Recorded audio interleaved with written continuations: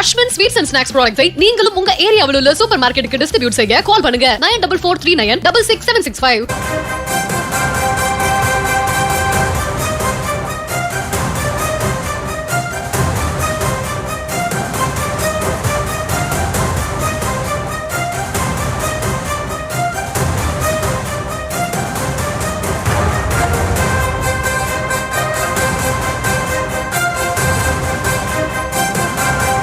இன்னைக்கு ஒரு மிக முக்கியமான ஒரு பிரச்சனை சம்பந்தமாக தமிழ்நாட்டில் பரவலாக விவாதம் என்பது நடைபெற்றுக் கொண்டிருக்கு. குறிப்பாக கல்லூரி கல்வி ஆணையர் அவர்கள் அனைத்து கலை பண்பாட்டு கல்லூரிகளுக்கும் அனுப்பிய ஒரு சுற்றறிக்கை என்பது அரசியல் தளத்திலேயும் பல்வேறு மாணவர்கள் மத்தியிலேயும் ஒரு மிகப்பெரிய விவாத பொருளாக மாறியிருக்கு.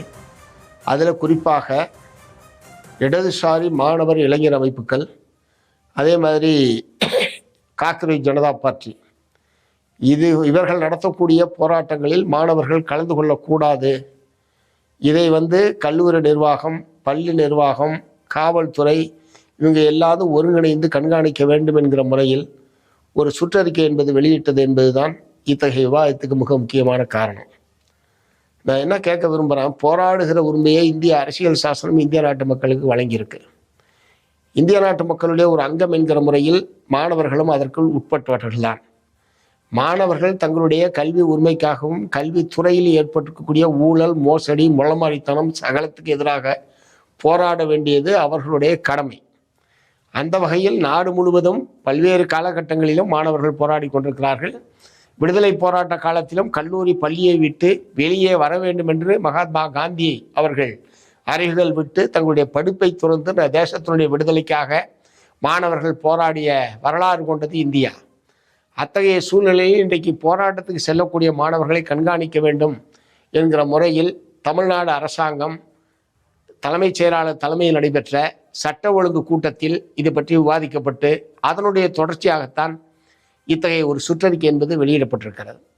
இன்றைக்கு தமிழ்நாடு சட்டமன்றத்தில் அது சம்பந்தமாக விவாதம் நடைபெற்ற போது பொருத்தமில்லாத சில வார்த்தைகள் அதில் இடம்பெற்று விட்டது, தேவையற்ற சில வார்த்தைகள் இடம்பெற்று விட்டது என்கிற முறையில் உயர்கல்வித்துறை அமைச்சர் சொல்லியிருப்பது என்பது கடுகளவும் ஏற்க முடியாத ஒரு விஷயம்.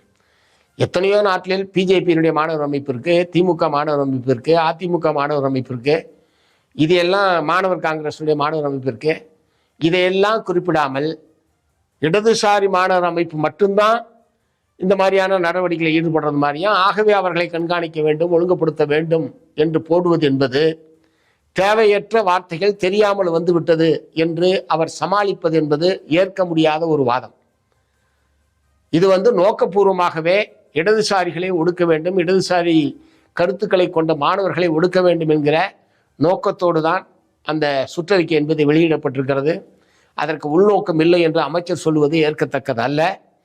ஆகவே இதற்கு காரணமானவர்கள் கல்லூரி கல்வித்துறையினுடைய ஆணையர் சட்ட ஒழுங்கு கூட்டத்தை நடத்திய போது இது குறித்து விவாதித்து இப்படிப்பட்ட வழிகாட்டுதல் கொடுப்பதற்கு காரணமாக இருந்த தலைமைச் செயலாளர், தமிழ்நாடு அரசினுடைய தலைமைச் செயலாளர் உட்பட அனைவரும் இதற்கு பொறுப்பேற்க வேண்டும். அஸ்வின் ஸ்வீட்ஸ் அண்ட் ஸ்நாக்ஸ் ப்ராடக்ட்ஸை நீங்களும் உங்க ஏரியாவில் உள்ள சூப்பர் மார்க்கெட்டுக்கு டிஸ்ட்ரிபியூட் செய்ய கால் பண்ணுங்க 9443966765.